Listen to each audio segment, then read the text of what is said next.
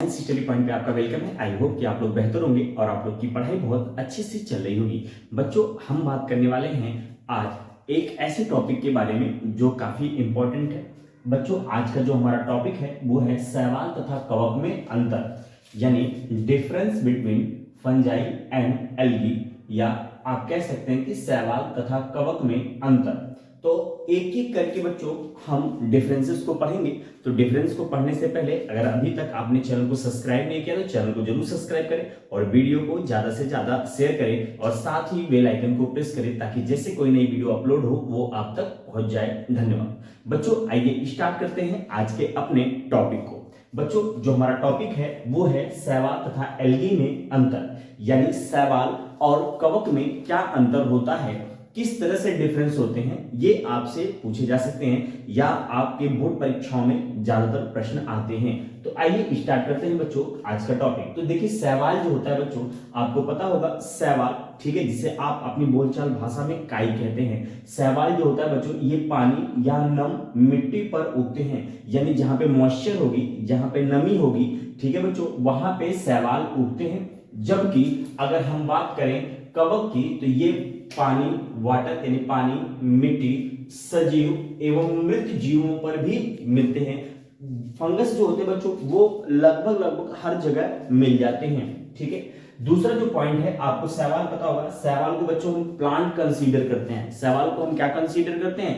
Plant consider करते हैं। मतलब कि हम प्लांट, जो शैवाल है उसको पौधे समझते हैं, यानी पेड़ से रिलेट करते हैं। तो आइए देखते हैं, इनमें पर्णहरित होता है। पर्णहरित का मतलब बच्चों होता है क्लोरोफिल। क्या होता है? क्लोरोफिल। आप जानते हैं क्लोरोफिल जो होता है वो प्रकाश संश्लेषण के लिए बहुत जरूरी होता है।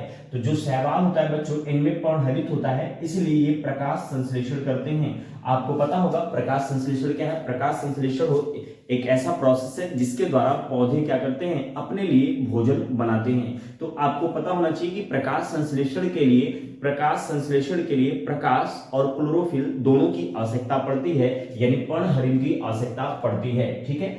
और जो बच्चों अपना भोजन स्वयं बनाते हो, ऐसे जीव जो अपना भोजन स्वयं बनाते हैं, उन्हें हम क्या कहते हैं? स्वपोषी कहते हैं या ऑटोट्रॉप्स कहते हैं। यानी ये जो होते हैं बच्चों शैवाल होते हैं, ये प्रकाश संश्लेषण के द्वारा अपना भोजन खुद बनाते हैं, इसलिए इन्हें हम क्या कहते हैं? स्वपोषी कहते हैं। अगर बच्चों हम कवक की बात करें तो इनमें जो होता है पर्णहरित नहीं होता है, यानी इनमें जो क्लोरोफिल होगा बच्चों क्या होगा? वो एब्सेंट होगा, जिसके कारण ये अपना भोजन नहीं बना पाएंगे, मतलब ये प्रकाश संश्लेषण नहीं कर पाएंगे। तो एक रीजन होता है, एक क्राइटेरिया होती है, एक लिमिट होती है कि जिसके पास पर्णहरित होगा वही अपना भोजन बना पाएगा और जिसके पास नहीं होगा वो अपना भोजन नहीं बना पाएगा। यानी पौधे जिस प्रोसेस के थ्रू अपना भोजन बनाते हैं उसे हम प्रकाश संश्लेषण कहते हैं। यानी प्रकाश संश्लेषण होने के लिए पर्णहरित की आवश्यकता बहुत जरूरी है।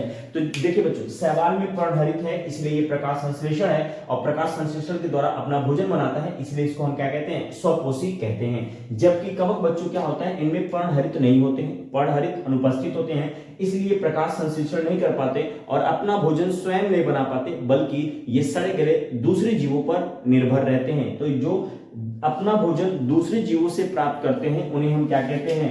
परजीवी कहते हैं। और दूसरा क्या होता है? मृतोपजीवी, यानी अपना भोजन सड़े गले पदार्थों से प्राप्त करें उन्हें हम क्या कहते हैं? मृतोपजीवी कहते हैं। तो बच्चों, ये डिफरेंस आपको पता होना चाहिए कि परजीवी और मृतोपजीवी में अंतर क्या होता है, यानी मृतोपजीवी और परजीवी में अंतर क्या होता है। तो ध्यान रहे, जब कोई जीवित यानी सजीव से अपना भोजन प्राप्त करेगा, ठीक है, यानी कवक जो है वो सजीव से अगर भोजन प्राप्त करेगा तो उसे हम परजीवी कह देंगे। अगर वही सड़े गले पदार्थों से भोजन प्राप्त करेगा तो इसे हम क्या कह देंगे? मृतोपजीवी कह देंगे। अगला जो पॉइंट है बच्चों, यानी इनकी कोशिका भित्ति की बात करें, कोशिका भित्ति यानी इनकी जो सेल वॉल होती है वो किस चीज की बनी होती है। तो आपको पता होना चाहिए कि जो शैवाल होता है इसकी कोशिका भित्ति जो होती है बच्चों होती है वो सेलुलोज की बनी होती है। वहीं कवक की जो कोशिका भित्ति होती है बच्चों, ये काइटिन की बनी होती है, ठीक है। किसकी बनी होती है? काइटिन की। शैवाल की कोशिका भित्ति बच्चों किसकी बनी होती है? ठीक है, सेलुलोज की बनी होती है। वहीं जो कवक होता है उसकी कोशिका भित्ति बच्चों काइटिन की बनी होती है।